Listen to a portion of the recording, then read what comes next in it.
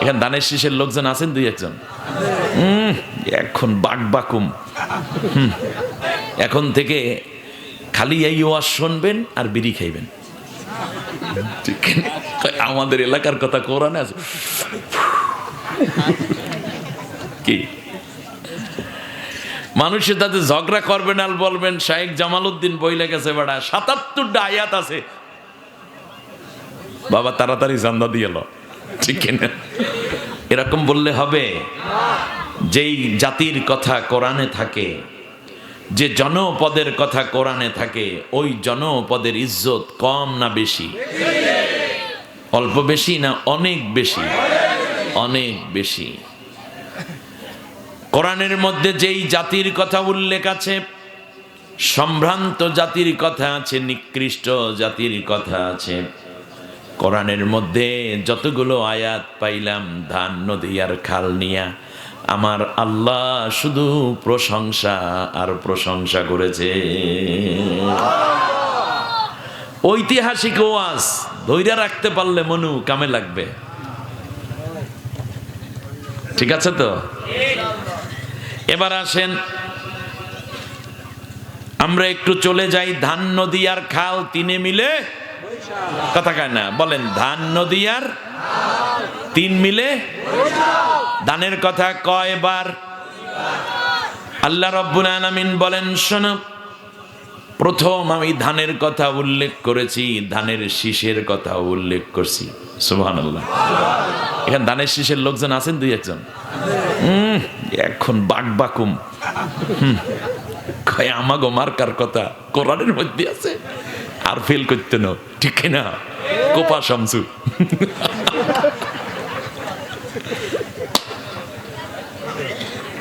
নৌকার কথাও কোরআনে আছে না নাই? ডুববে যাওয়া নৌকার কথা আছে না নাই? আহা, একেবারে এত সুন্দর একটা মার্কার মানুষ, এরা পালাই গেল কেন নৌকাটা তুইয়া? নৌকাটা ঠিকই ছিল, বইটা গেছে চোরের রাতে, ঠিক কয় না? কথা কয় না? যাত্রী যা উঠছে সবগুলা দুর্নীতিবাজ, ঠিক না? দাঁড় যারা টানছে সেইগুলা খুনি, পাশে দাঁড়াইয়া যারা নৌকা দেখতেছিল সবগুলা ছিল দেশের টাকা পাচারকারী। এই কারণে নৌকায় এখন নুনায় খায়, ২-৩ বছর পর দেখবে তক্তা সুট্টা। নৌকা ঠিকই আছে, কিন্তু ওই নৌকার অস্তিত্ব নাই। নৌকা যদি ফিরাই আনতে হয় তাহলে অন্য মাঝি লাগবে, যারা পালাইয়ে গেছে এইগুলোর আর টাইনেন না।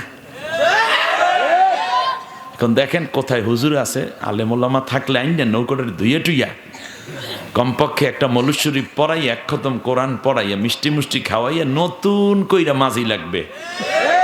আগের যা ছিল ওগুলো চোর, খুনি, বাটপাট, ধর্ষণকারী, বিদেশে অর্থ পাচারকারী, সব ডিলাইট।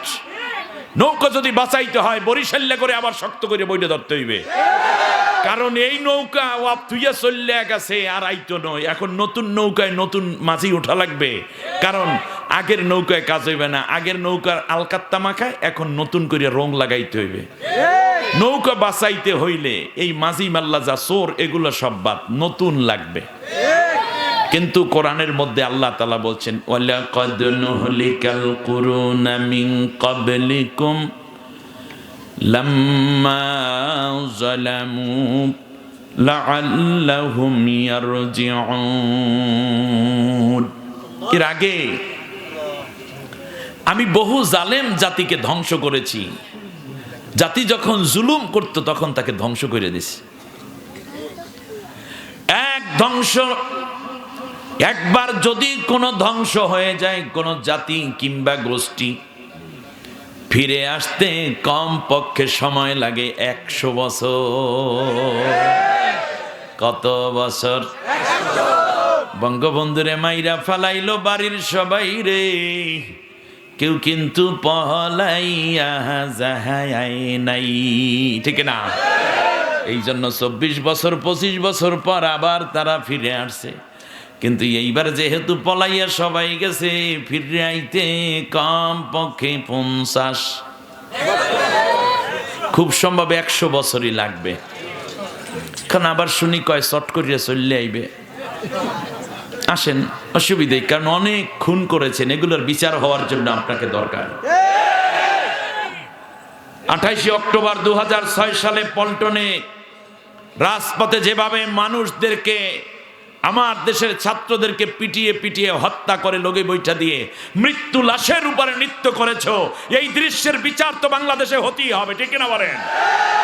আল্লামা সাঈদী সাহেবকে কেন অন্যায়ভাবে ফাঁসির রায় দিয়ে বাংলাদেশে 2 শতাধিক মানুষকে হত্যা করা হয়েছিল? এর বিচার দরকার আছে না নাই? কেন 13টা বছর জেল দেয়া হলো আল্লাহর কোরআনের পাখিকে? বিচারের নামে কেন আবার হাসপাতালে এনে ইনজেকশন পুশ করে তাকে হত্যা করা হলো? এই বরিশালের মানুষ প্রথম সেই দৃশ্য দেখতে চায়। ছাত্রদের উপরে গুলি, পিলখানার হত্যা, হেফাজতে ইসলামের উপর গুলি, শাপলা চত্বরে রাতের আধারে বাতি বন্ধ করে কোরআনের পাখি হাফেজদেরকে গুলি করা, এই দৃশ্য কি জাতি ভুলে গেছে? এর বিচার আপনারা চান না? যারা দুর্বল তারা চলে যান। ঈমান থাকলে মোমেনের মতো করে আওয়াজ দিতে হবে। খুনিদের বিচার আপনারা চান? যারা চান 2টা হাত উঁচু করে আল্লাহকে দেখা।